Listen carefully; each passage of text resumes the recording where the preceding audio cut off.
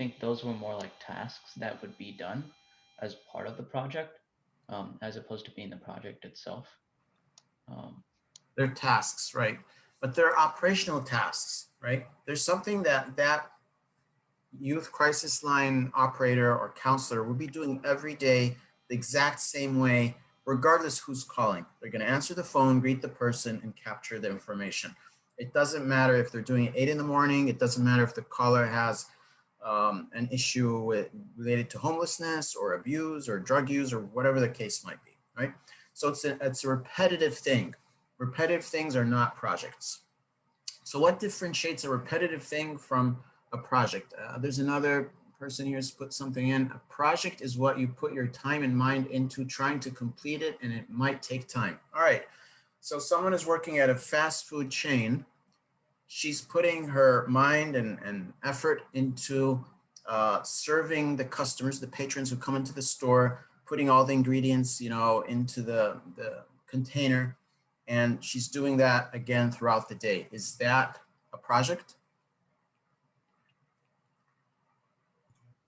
I feel like a project is basically it's an idea that multiple people agree on, and they perform multiple different tasks in order to like bring that idea to life. Okay, that's great. So bring an idea to life, that's a key piece here, right? Which means it's a new thing. Projects, the definitions that it's a set of tasks and it's something that we put our time and mind into are correct. They're just incomplete. We need to add to those two the piece that was just mentioned right now, which is to add a new thing to life, deliver a new value or a new service or a new product. All right. And in order to do that, it typically has a start and an end date, right? The start date is when you realize you need to do this thing, and the end date is when you deliver that value. So the definition of a project, number one, it's a temporary piece of work. It's a temporary journey with a clear start and a clear end date in order to accomplish a unique value. So 3 things to remember, guys, that you can ask yourself. These are the criteria for any piece of work that comes across you. You can check for these things. 3 things. If the 3 things do not exist, then it's most likely not a project. So for example, the first thing, there's a clear start end date. The second thing, it delivers a unique or a new capability or service or value or product. And the third thing, that includes, it provides, so we said start end date, we said it provides a unique service or value and addresses, a problem or a need that is kind of novel, it's new. All right, so those are the 3 elements. Making sense? So what happens quite a bit when people who are not very experienced work on projects, they don't define clear start end dates. So what happens is their work just continues for quite a bit and their project doesn't do well. Or they're not very focused on what is the end result that needs to look like. What is that unique value that needs to be accomplished? Or they're not clear on the problem they're trying to solve. Right? So those are the 3 elements of a project. It's temporary, it has a start and date, and it's addressing a novel type of service or product or value. All right, so some examples of projects. We see a lot of things here on the screen. At the bottom, that's the National Museum at Qatar. It's a new museum, very innovative. You can see it's a large, huge complex. Probably cost quite a bit, several hundred millions of dollars. On top of it is a Nike shoe that is pretty innovative. It's made out of recycled plastic. I think they call it, I can't remember, something hippie. I can't remember the exact name, space hippie or something like that. But that's a project, right? So Nike had a problem, which is how can we be more environmentally friendly? And they said, all right, let's try to take some trash and turn it into a useful product. So that was the problem they're solving. And because it's the first time to do this type of technology, it is a project. Now, when they do the next version of this pair of shoes, it's not going to be a project. It's going to be an operation because they already know how to do it. It's just a matter now of putting an order into their factories to make it happen. On top of that, you see an example of a nonprofit serving food for people, during the pandemic. That's an example of a project because we didn't have a pandemic before. We didn't need to serve tens and hundreds of thousands of people across, a state or a country or locality. So again, it's a unique thing. And it has a start and end date. We're going to start this on, November 1st, 2020, and we're going to stop this, March 31st, 2021. On top of that, you see a high-speed train. I believe this was in Japan. Again, a new version of a train that goes very fast. You need to build new rails for it. You need to build a new, train itself, the structure of it, and so forth. So many examples of projects, and they come across all industries. And here are some other examples, rebuilding disaster area, building a school, upgrading an IT system, and the list can go on. All right. So let's talk about some common characteristics of projects. What do projects have in common, regardless of their size? So on the previous slide, we saw different types of projects, some infrastructure projects like a museum, a high-speed train, some product projects like the shoe, some other ones, service projects like the nonprofit that was feeding people. What's common across all of these projects, regardless of size, location, and what they're doing? Share some ideas again in the chat. And these pictures should give you some clues about characteristics of a project. It's usually in a group. It's usually a team of people, a group. All right. Collaboration.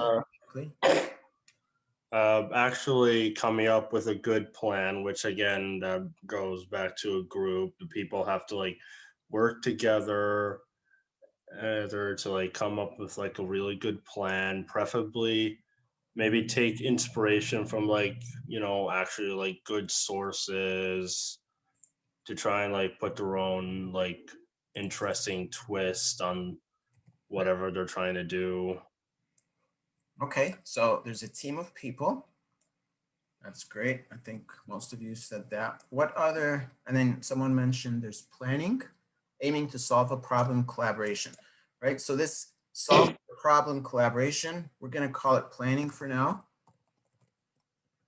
All right, that's the bunch of people you see sitting at the table there, putting their thoughts together. All right, what else do you guys think is common across any project out there? Induces change, okay? All right, what else? Communication. Communication.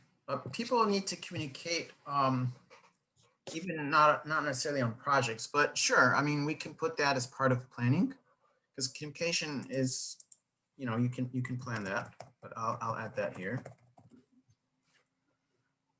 What else? What does the chessboard reflect? Strategy. Strategy, and strategy is required to deal with what? With risk, right? So remember, guys, projects address things that are first time, right? Or kind of not an everyday life thing. You don't build a new subway system every day in a country or a city. These are usually long-term activities that take a decade or more. So there's an element of risk because you don't know what you're about to see or face. You haven't done this before. When Nike came out with this shoe, they didn't know how well it will sell, right? When this nonprofit decided to feed people, they didn't know how many people will show up. Will people actually show up and will we disperse all the bags that we're putting together? When they built that drone, they didn't know how well would it perform, what would it look like under certain weather conditions and so on, right? So projects have a level of ambiguity, things that are just unknown to us because we haven't done them before. And as a result, they have large levels of risk, right? And like you mentioned, risk requires strategy in order to address. So risk is a big thing. Operations typically does not have any risk, right? If you go to a fast food chain, they do the meals every day exactly the same way. There's no unknown. The level of risk is very low. But with projects, the level of risk is extremely high. That's why it requires a lot of planning. All right, what else comes to mind when it comes to projects? The two pictures in the middle, the waterfall and the beach there. The end result. Yeah, we mentioned results here. So as people plan and work, they get results. But also projects have limited resources, right? So you don't have all the time in the world. Remember, it's temporary, which means you have a limited time, start and date. So you have limited resources. You have to finish it by a certain time. You have a very limited amount of money and resources to use. Two other things. When you plan something, you need to check your plan. You need to check that you're working according to your plan. And that's the chart with the graph in the back here. So there has to be some level of control. Control, which is basically tracking your plan against your actuals. So we call this monitoring and control to check that what you intended to do is really what you're doing. Without the control piece, you might move on with your work and then you find you're really deviating from the plan late in the project.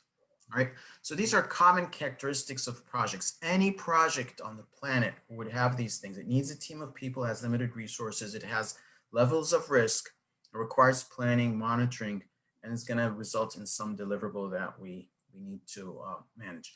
Valuable projects typically have high risks, right? So the level of risk usually is proportional to the value of the deliverable. Not always. Sometimes some projects have high levels of risk and the value is not as high.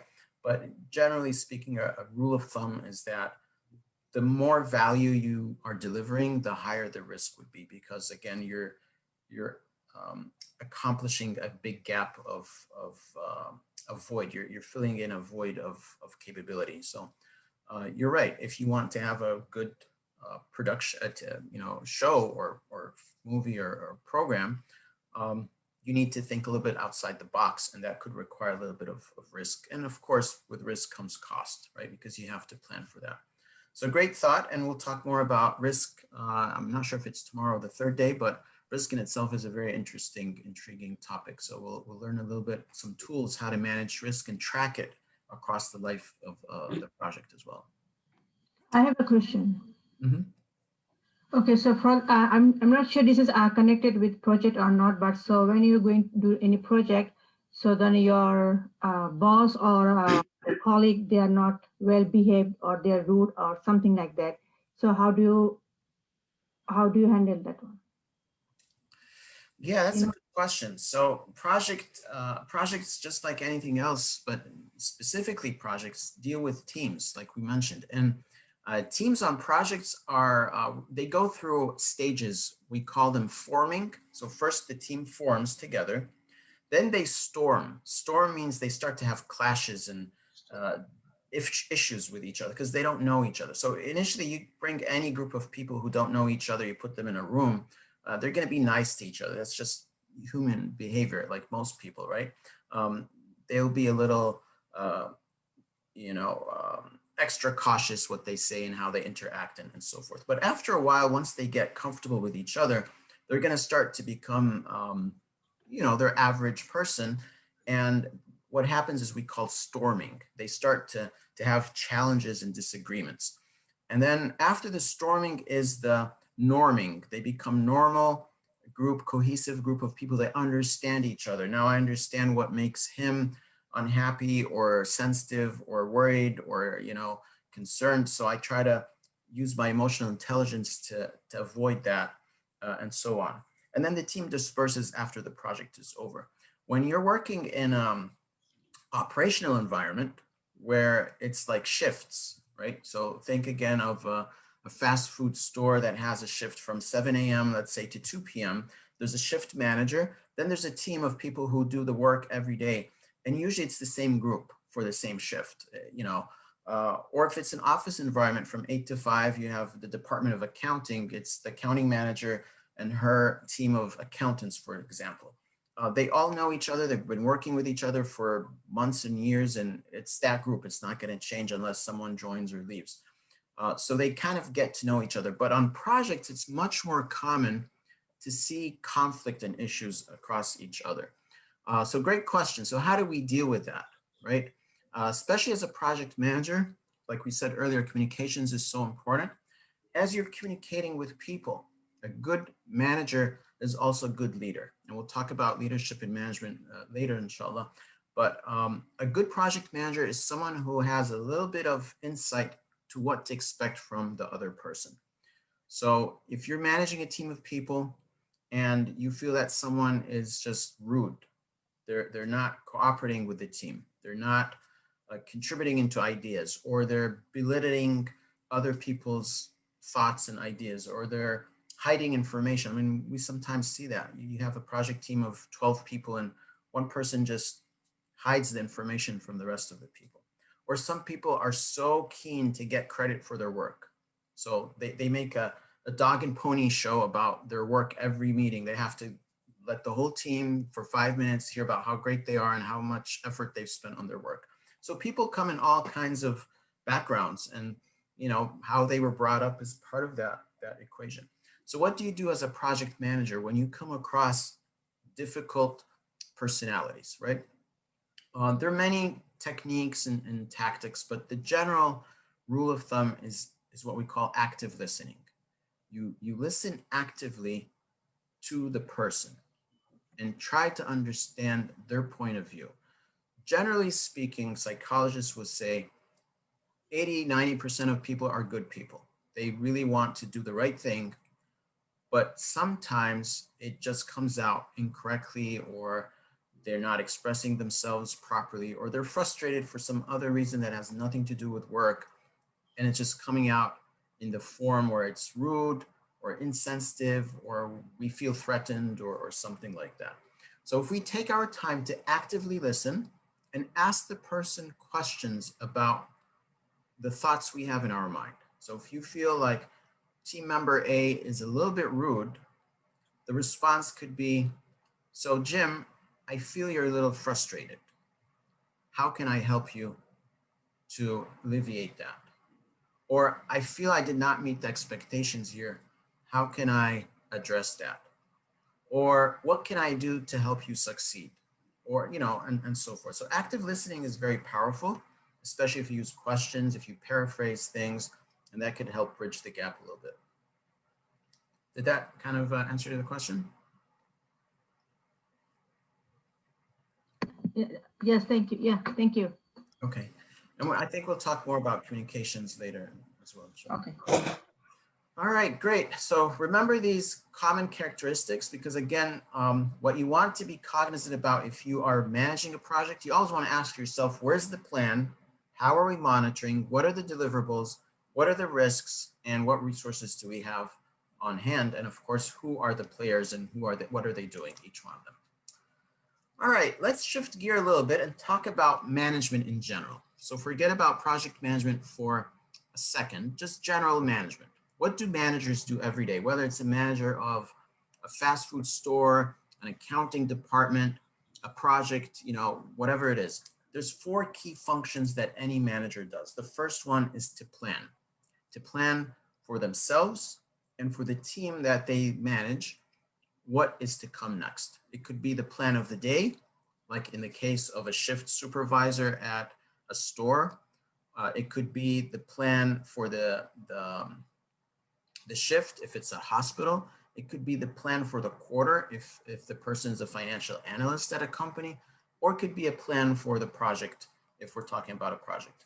The other thing is to organize things. What is organizing is to be able to find our business assets, whether it's information or tools or resources, whatever it is. So if you are a landscaping company and you own 20 trucks to go around neighborhoods and cut people's grass and things like that, you want to be able to do that in a very repetitive fashion. You don't want to be cutting the grass for customer A different than customer B. It's got to be the same way. You want to train your crew the same way. If you're an airline, you want to manage all your aircrafts, your fleet the same way. Southwest is a great example of a company that's very organized. They only use one model, which is 737. That's the only aircraft that they have. And because it's one model, they can cut their costs down. They can repeat and standardize their maintenance, their land services, ground services, activities. Everything is standardized and simplified. So that's the idea of organizing, is to help retrieve things and repeat it in a very easy way. That's number 2. Number 3 is to direct, to give direction, to set a vision, to set a mission. Just like you guys, when you started this discussion, thought about your vision and mission, that's a management activity, is to give alignment and direction to your team. And then lastly, to control things. What does control mean? It means to be aware. Where do things stand? What is the plan, and how close or far are we from the plan? So those are 4 cornerstones for any manager, regardless what this person is managing. It could be a parent. It could be a parent at home managing her household, her 3 kids. Does she have a plan for the day for her 6, 7, and 8-year-olds? Or they just get up and run around the house, right? If they just get up and run around the house is not managed. Is the house organized?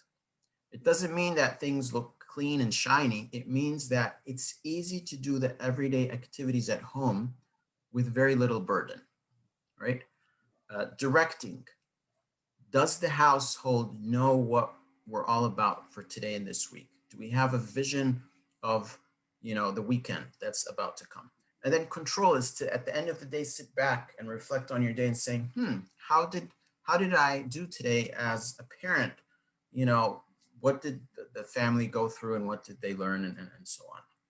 So these concepts can be applied both in the professional life, your personal life, if you are finishing school and maybe going to college, or you're finishing college going maybe to grad school, you can still apply these concepts again in managing that, part of your life. All right, so we're going to look at each one of these in more detail. We'll start with planning. So planning is to do what? Is to study the future. So remember, planning has nothing to do with the past. The only thing it has to do with the past is to learn from the past as part of your studying. But it's really about coming up with a future picture. All right, you want to go to New York City, you need to plan that. You need a map, right? In the old days before GPSs, we used to actually have paper maps, and we would open it up, and before we leave the house or the home, we would, with a marker, a highlighter, literally mark our route, from Washington to New York with a highlighter, an orange or a yellow highlighter on the map. It's a big piece of paper, so that when you're driving, it's easy to look at, because you don't want to keep looking for, I-95, where is that? You highlight it and you put it next to it. That is a plan. So in one word, if someone is to ask, what is a plan? It's a map. A map for what? For the future. And it's something you develop to the best of your ability. And because we're human beings, we can't predict the future. We're going to have to do what? We're going to have to make assumptions. We're going to have to validate these assumptions.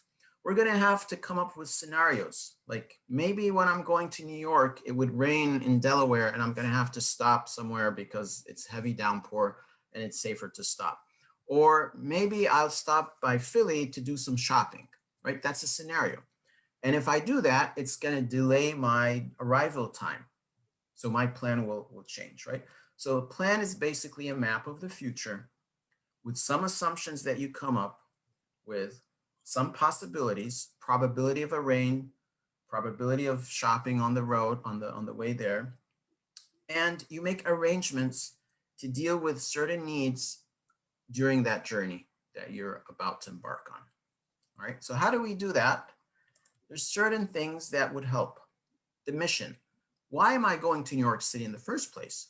Because if I'm going to New York City for leisure, just to spend a good weekend, then sure, I can stop on the way to, at Philly and do some shopping.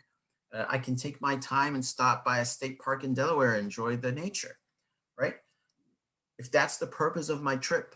But if the purpose of my trip is a business meeting, I probably wouldn't want to go to a state park and get my shoes muddy. You know, it's just not the right time or thing. So the mission would drive your plan. It's going to define the objectives, the goals. So another thing that we do on planning is defining goals. Why are we doing what we're doing? So a mission statement is a broad picture, right? So for example, mission statement traveling to New York City would be a business meeting, you know, to establish a partnership with company ABC, but the goals would be put an agreement in place, you know, get 3 contacts at that business and kick off a project in 6 months. Very specific things, all right? So let's pause here for a minute and let the group think about, if we go to the example of the crisis line, what could be the mission? So why don't we all in the chat, just so we don't spend too much time, in the chat, put what do you think a mission of a crisis line could be? To help people who are in need, to aid people in distress, okay? Support individuals with mental health issues. All right, that's good. So we got 3 pieces of input. Let's look at the 3 here. The first one, support individuals with mental health issues. That is specific, right? It shows the purpose of this service, which is to support individuals who have mental health issues. But not necessarily all crisis lines are for mental health issues. It could be for homelessness. It could be for abuse, right? It could be for other reasons. So unless it's for specifically for mental health issues, this is more confining than needed. To help people who are in need, that's too generic. It could be people who, you know, need financial aid, people who need a spouse. It could be people who need education. If we mean by the word need income, like low income people, it's not necessarily a crisis line. That could be a social service, you know, hotline. So that mission statement is a little broad. If you want to think of it, use the word through, to do something through something. So for example, Merck, the medicine company, the pharmaceutical company, they say our mission is to improve the quality of life through innovation in medicine, something like that, right? So they add the through, because if you say improve quality of life, it could be through so many ways, all right? To aid people in distress, that's a good one. You know, people are in distress. The distress could be due to mental reasons, mental health reasons, could be due to poverty, abuse, whatever it is. All right, great. So now that we have the mission statement for the crisis line, let's define just 3 goals. So let's put in the chat 3 goals for the crisis line. All right, provide resources to help assist them. That's a goal. All right, receive 50 calls in a quarter. All right, so provide resources to help assist them. That's definitely a goal. It just needs a little bit of polishing. We need to make it smart, and we're going to talk about SMART goals later. SMART means specific and measurable. The goal that's mentioned there, receive 50 calls in 1 queue, that's very specific. It's very measurable, and it's also time bound. It gives us a certain time period, and it's relevant to a crisis line, right? So we refer to those as specific, measurable, attainable, realistic or relevant, and time bound. So that's a very specific, a SMART goal. All right, any other goals that people came up with? All right, so what you guys noticed here, you are visualizing the future. You don't have a crisis line yet, right? This is just an idea here. But someone is visualizing, we're gonna have resources to give people, right? We didn't yet talk about what those resources are and how we're going to get it to them. That's a separate discussion. That's a more in-depth planning, but we're visualizing the future. Someone else said, you know, I'm visualizing the phone ringing 50 times, you know, in a quarter, for example. And that's exactly what planning is. The next, or another type of planning is defining objectives. Objectives are a little higher than goals. They sit between the mission and the goals. So the mission is very broad, right? For example, help youth who are in distress. And then the objectives could be something like reduce suicide rates by 10%, reduce substance abuse or dependency on substances by X%. Those are objectives. And then the goals are more detailed, and you could have for one objective multiple goals. All right, so think of it: mission, objectives, then comes your goals. So let's put an objective for the crisis line. Expand the mission of the crisis line. That could be an objective, is to grow it. So maybe today you're doing 50 calls and tomorrow you want to do 100 calls. So that could be an objective, could be to expand the service area coverage. Instead of one metro area, maybe you're serving multiple metro areas. Excuse me. Go ahead. Well, another good way to like, expand the objective is maybe try and do like Zoom calls with people who can do a Zoom call. Like sometimes face to face might be better if they want. Offer that as a good option. Right. So you're a little ahead of the game. What you're referring to right now is how to do it, right? Usually during planning, we're not thinking so much yet about the how. We're still thinking about what is it that we need, or why do we need it? We're not the how piece yet. And we'll talk a little bit about types of planning. So it's a great comment. I just say keep that thought. And when we get to a piece talking about strategic planning, let's address it again. Are objectives quantitative compared to goals? They could be. Both could be quantitative. Sometimes objectives are qualitative, especially if projects are long-term or have high risk. The objective could be a qualitative objective. For example, improve graduation rates of high school students. That could be an objective. But then the goals are very quantitative in nature, and you can measure those goals. So objectives could be both qualitative and quantitative, but goals should really always be quantitative. You should be able to measure your goals. Good question. All right. Another type of artifact is a vision statement, which we talked about, is what is the future going to look like? What is the project going to look like when it's all good and done? All right. So what you see on the top left there, mission, goals, objectives, vision, we call these artifacts. Artifacts mean they're components of your project. Your customer really doesn't care too much about them. If someone comes to you and says, hey, I need you to manage a crisis line for me because my objective is to reduce suicide rate, they really don't care if you came up with a mission or goals or whatever. They want the suicide rate to decrease at the end of the day. That's what they expect over 90 days, for example. But in order for you to get there, you have to do some groundwork in the background, which is captured in these types of documents: the mission, the goals, the objectives, and the vision. So we don't call them deliverables, we call them artifacts. The deliverables are the things that the client cares about, the crisis line itself, the calls that are coming in. These are the deliverables.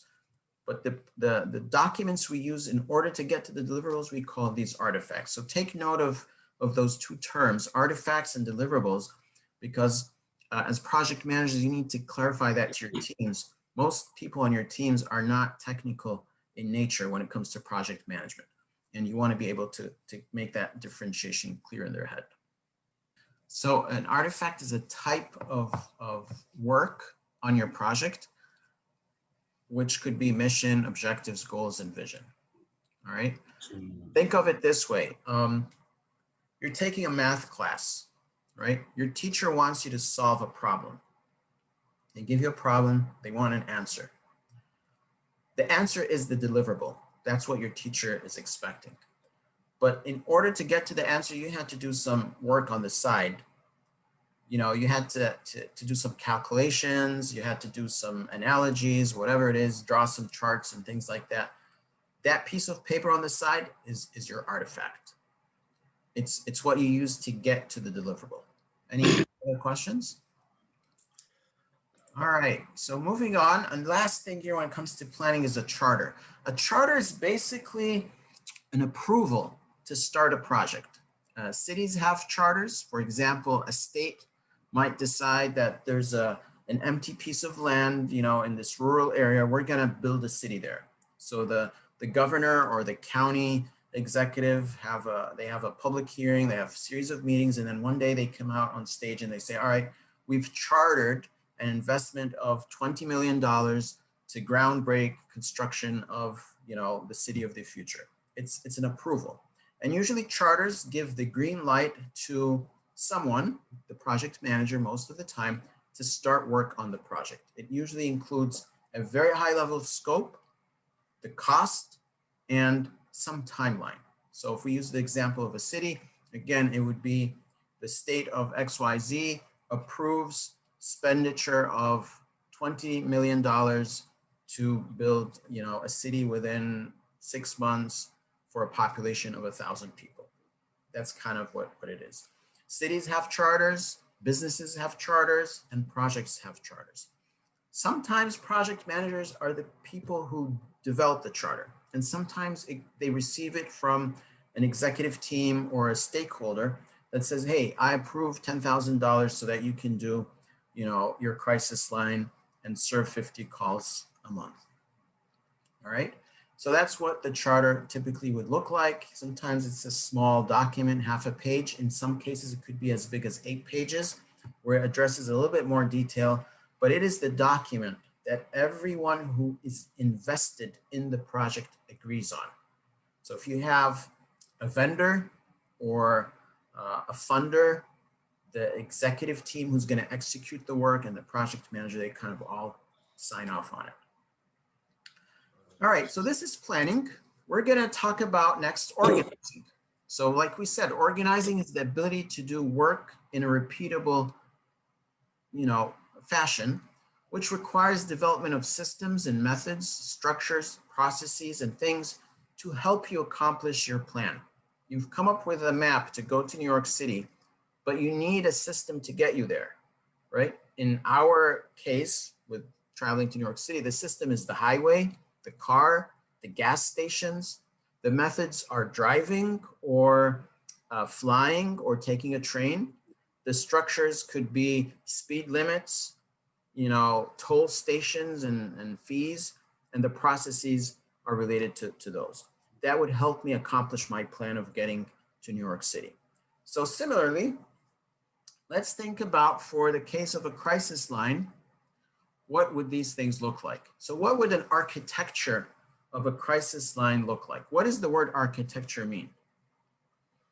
It means basically the components and how they're connected to each other, right? So when you say the architecture of a building, like the one we see there on the left, there's a dome, there are a number of walls and doors and so forth, and they're all connected through, you know, a structure of pillars and columns across the building, right? So in the case of the crisis line, again, in the chat box, let's put some thoughts. What would the structure look like? What would the architecture, look like? Callers at the end of the line to receive the calls. Okay. Maybe people who are trained, like what are they called? Like counselors, but like psychiatrists. Okay. So you have a team of skilled people, like you said, psychiatrists or counselors. There's some technology service for the phones to come in. It could be an office space with cubicles, people sitting in a space. That could be an architecture, right? We can call this an on-premise crisis line, where there's a physical space with 12 cubicles, 12 skilled people sitting there with 12 phone sets and one phone number that comes in. That's one architecture. Another architecture could be a virtual call center, a virtual crisis line, where they're not necessarily in an office space, but the same 12 people are across the globe in different time zones. And they have the same single phone number, but it forwards to different time zones at different times of the day, for example. That's a different architecture, right? So the architecture is a very high level view of the project, the system, the solution, whatever it is, that shows the key components and how these components are connected to each other, right? By having an architecture in place, we become organized. It's not all kind of mixed up together, right? So as you guys see in the chat, you have very organized thoughts. You know, the space, the technology, and so forth. So what's the difference? Question came in. What's the difference between vision and architecture? Vision is a snapshot of the future. And it could include a snapshot of your architecture as well. The architecture is basically the structure. It's how things are structured and connected. So the architecture of a car is engine, transmission, and a compartment for passengers. And how's it all connected? Through a chassis, for example. An architecture for a city is housing, businesses, roads, sewer system, telecommunications. And they're all connected through government oversight, for example. An architecture for a hospital is operating room, in-hospital services, and food services, for example, right? So an architecture is basically the components of a system and how these components are connected with each other. It could be a current architecture, not necessarily a vision, it's today, or it could be a future looking one. In that case, your vision could include an architecture. All right, any other questions? So architecture is so important. If you really want to be a good project manager or CEO or product manager or entrepreneur, you want to think in terms of how's this thing structured? How's my business going to be structured? I know one of you in your notes said that I want to start my own kind of clinic or mental health, support group. So the vision would help you visualize what that picture is going to look like. All right, maybe you got some office, 2 rooms, a reception area, people walking in. You're serving from, let's say, 10 in the morning to 3 p.m., Monday through Friday. That's great. That's the vision. But now how's this thing going to connect, right? How are you going to bring in these people? Oh, so I have a marketing person. I have a receptionist. I have a counselor, that might be me, and we all have a manager, right? That's how we're connected. That's the architecture of the clinic, for example, okay? So project managers who think from an architectural perspective are very successful because they're able to handle ambiguity very easy. Remember, projects are things that are gonna come your way where no one has a clue what it is. No one, even your stakeholder who's asking you for this thing. All they know is that they have a problem and they're trying to fix it. So you get someone in your organization coming to you and say, hey, I have a problem. We're losing customers. We don't know why. So the project is going to try to figure out why. Can you go figure this out? And you don't know where to start. The starting point is to think about the architecture, how things are connected. The next thing is to design things out. So now I understand what my crisis line could look like.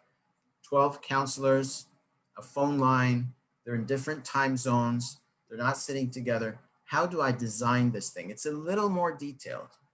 So is this phone line going to be a toll-free line, or is it going to be an internet line? Are these 12 people using phones, or they're using email? That kind of stuff. Okay. Another artifact when it comes to organizing is standardization. So organizations or projects that are standardized, meaning they do projects in the same way every time, are more organized. They're more efficient. You don't want to manage project A differently on project B. If you come up with a to-do list for things to do on your project, you want them to look similar in structure. The details will be different, but the template you're using should be similar. So standardization is another way of being organized. It's another function of good management, is to have standardized or standards to go back and compare it against. Modularity, meaning doing things in modules, so that if I'm doing 5 things and number 3 fails, 1 and 2 and 4 and 5 are not affected. They're still successful, right? So think of it this way. Let's take the crisis line as an example. You get a call in, but the call gets dropped. If you're not modular, meaning you can't separate the call coming in from the rest of the flow of work, you might not even be able to capture who called you. But if you have in your implementation, in your design, the ability to say, I pick up a call, and if it drops, I can still see who called me. I have caller ID. At least I can call them back. Now, let's say the call came in, I greeted the person, I listened to them, and I was about to capture the information into my system, and the system crashed. Did I lose point 1 and 2, meaning who called, when did they call, and what did they tell me? If the answer is yes, then I'm not modular.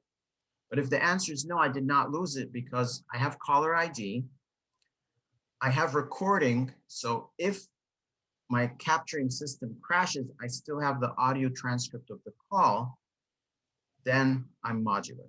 So modularity means the business or the project can function to some degree of success, even if parts of it fail. You know, think of, you know, a ship that's got different compartments to kind of protect it from against sinking. And, you know, one has to fill before the other and so forth until it sinks. So that's the idea of being modular, is you can take one piece out and you're still kind of successful. So that's another way of being organized. All right, the next thing to talk about is repeatability. And this is so important because on projects and even on operations, your resources are scarce and you want to be able to do things over and over with very low cost, with very good quality. And quality means what? Quality means meeting your client's expectations. Quality does not mean top of the line. That's grade. So think of it this way. Grade is how advanced something is. Quality is how much is it meeting the client's expectation. So for example, you could have an internet fiber optic connection, very high speed.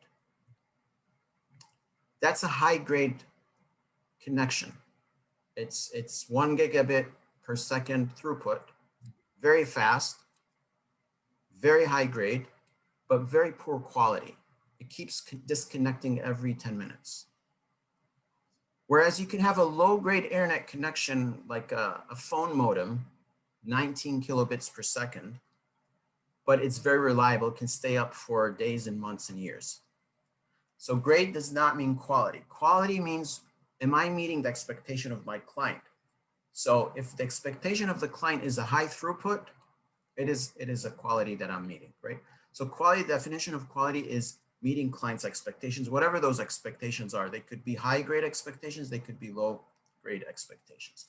But repeatability has to do with quality. If I'm repeatable, my quality standards are high because that's what people expect. You don't want to walk into a store and every time you walk into it to buy something, you have a different experience. That's going to be very irritating, right? If you go to the cashier and they tell you, no, you have to go all the way to the back of the store to pay for your thing, is like, that's not what I did yesterday. Yesterday I was here, I paid right here. They say, well, we changed the process. And then the third day you go, they say, oh, you have to go to the left side of the store. It's like, guys, you keep changing. I mean, no one likes that. So repeatability makes people satisfied because we meet their expectations. All right, so that's a little quick thing about organizing. Before we jump into directing, pause here for someone to, for any questions. Yes, so everything we went over are artifacts of organizing, exactly, right? So if you are in a management position, you want to ask yourself, do I have standards for my work, for my group's work? Are these standards modular? Can they be repeated with ease? And can they turn into a design that's based on a very flexible or well understood architecture? And yes, these are all artifacts related to organization or organizing. All right, good question. So directing is what? Is all about leadership. So remember what we talked about, we said these are 4 cornerstones of management. There is some overlap between management and leadership. Good leaders are also good managers, and good managers are also good leaders. They possess some of both. And as we'll see a little bit later, there is overlap between the two. They are slightly different, but the place where they're common is this directing area, right? So directing is all about taking a leadership stand, telling people which direction are we moving towards.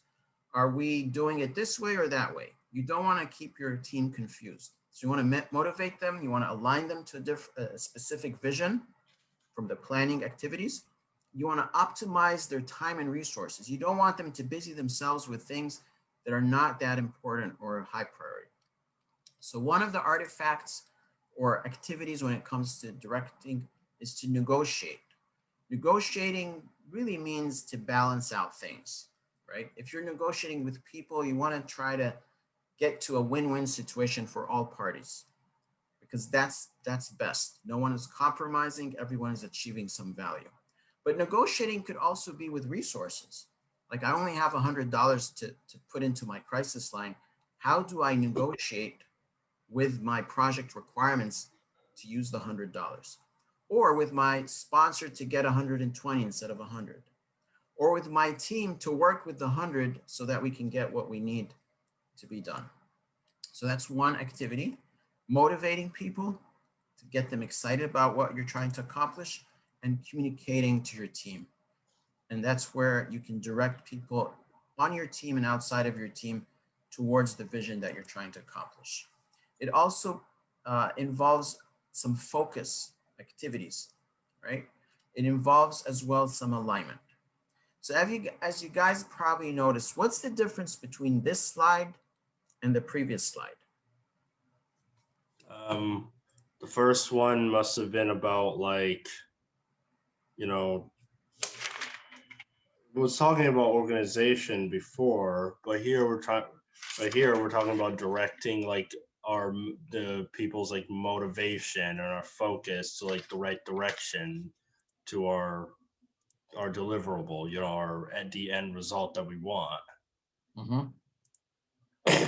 So what would you say is the key difference? So this slide talks about these things. The other slide talked about these things. So one side talked about, like, the project itself, while the other one, while directing, is talking about, like, the people involved in the project and how Okay. That's a good, you're getting close to what I hear. Maybe how you how well you communicate, like how well you describe your project or something like that. Okay, so let's go back to what Abdul mentioned. He said people. When you're dealing with people, what kind of skill do you need to have? Like negotiation, like how to speak well and like how to speak clearly to them so that they can understand what you're saying or what you're trying to tell them about your project or something like that. Right, so negotiation, motivation, communication, all these are skills. We refer to these as what? As soft skills. They're not so much as a science as the previous chart. The previous chart is more science than art. How to design something, it's mostly a science, right? If you want to design a cup, you sit down, you draft it, you measure it, you put liquid into it, you see how stable it is, what temperatures would it withstand, things like that. If you want to come up with how to make a system modular, again, there's a science to it. But when it comes to dealing with people, because people are so different, there's 7 plus some billion people on the planet, they're all very different people. There's no one way you can deal with people. There are techniques, and you can adapt those techniques to different populations, different people within the population and demographics and so forth. So we call it a soft skill. It's not measurable. There's a lot of art. There is some science to it, but the art is way more, right? And this is where things can become really interesting and exciting. Is as a project manager, you're bringing two things together. You're bringing the science of management and the art of leadership together. And this is where directing, comes into the picture. So a good project manager, again, is someone who gets off their seat and walks the floor, talks to their stakeholder, get on a plane and travel to wherever that sponsor is, or to the floor in the plant, the factory that's making the product, or whatever it is, because you want to build that connection with your team. And you can only do it through these soft skills, talking to people, motivating them, communicating with them, sharing a vision, sharing an alignment, and so on. All right. Right. So, all right, let's move on. I think we're running slightly behind, so we'll try to catch up in the next couple of topics here real quick. The last piece when it comes to the cornerstones of management is controlling, right? What is control? It's to make sure everything is carried out according to the plan. So again, you're going to a certain destination, you're trying to accomplish a deliverable. Am I on target? Am I following my own plans, my own vision? In order to do that, you need to do what? You need to measure things and then compare them to your plan. Plan is your baseline. So if your plan says in 4 weeks, we're going to have 4 items done, you measure the items, you found that there are only 3, you compare it to your baseline, which is 4, you say I'm 75% on target, which means I'm behind by about 25%. So you have a baseline, you have a measure, and you have a limit. Your limit could be, if I'm below 50%, my project is going to be red. If I'm above 100%, meaning I exceeded my plan, my project will be, we call it blue. If I'm 100%, it'll be green. And if it's 80% or 90%, it'll be yellow. So you set some limits, and each project could be different. And you verify, meaning you test things, you compare, you validate that you did, not only you delivered the 4 items, but the 4 items are correct.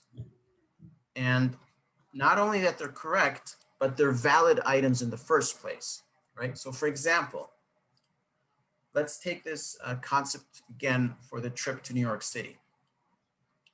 I'm verifying as I'm on the road, am I still going to New York City or not? Because I could have taken a wrong exit and I'm ending up in a different place. So I'm continuously verifying that I'm on the right path. I'm accurate, I'm correct. But validation comes a little higher level. Am I even traveling for the right purpose still? So let's say you hit a traffic jam somewhere in the middle, and now you're delayed for 4 hours, and you had a meeting 2 hours ago. It doesn't matter if you're still in the right direction or not, because the whole purpose for the trip is invalid now, because you missed your meeting.